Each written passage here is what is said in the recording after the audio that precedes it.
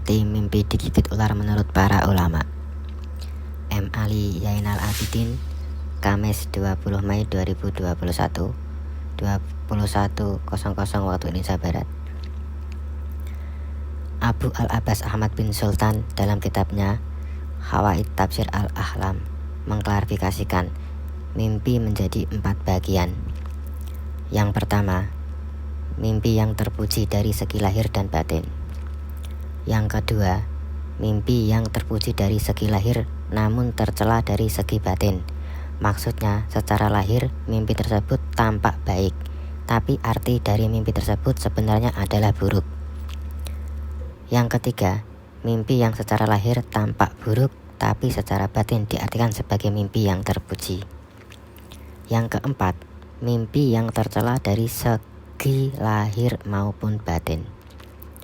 Mimpi digigit ular masuk dalam kategori keempat ini, yakni mimpi yang buruk secara lahir dan batin. Abu Al-Abbas Ahmad bin Sultan, Qawaid Tafsir Al-Ahlam Juz 1 halaman 138. Mengapa mimpi digigit ular masuk kategori itu? Sebab dalam realitas kehidupan nyata, digigit ular tentu merupakan wujud kesialan seseorang karena peristiwa tersebut jelas merupakan hal yang tidak disukai dan berbahaya. Sedangkan secara batin, mimpi ini dianggap buruk atau tercela sebab ia merupakan pertanda akan datangnya kesusahan dan gangguan pada seseorang. Selain itu, menurut Ibnu Sirin, ular dalam mimpi identik dengan adanya musuh. Sebab iblis menggoda Nabi Adam saat di surga dengan perantara menyamar sebagai ular. Maka, seberapa kuat dan hebat musuh tergantung pada seberapa besar ukuran ular serta beberapa bahaya jenis ular dalam mimpi yang dialami seseorang. Dan seberapa besar bahaya musuh yang mengenai dirinya tergantung pada seberapa kuat ular tersebut menggigit dirinya dalam mimpinya. Jika dalam mimpi ia melawan serangan ular, itu berarti musuh yang menyerangnya pun akan dilawan orang yang mengalami mimpi tersebut. Jika ia mampu membunuh ular, maka itu berarti ia akan menang melawan musuhnya.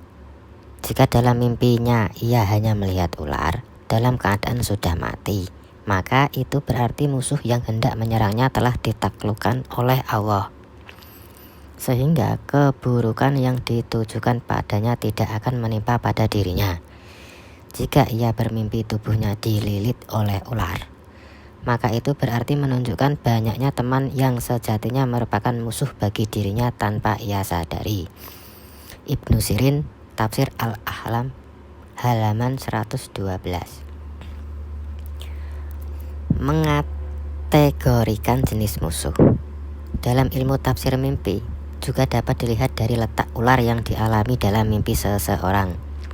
Jika dalam mimpinya ular berada di dalam rumah, maka musuhnya sebetulnya adalah seorang dari kerabat atau saudaranya sendiri.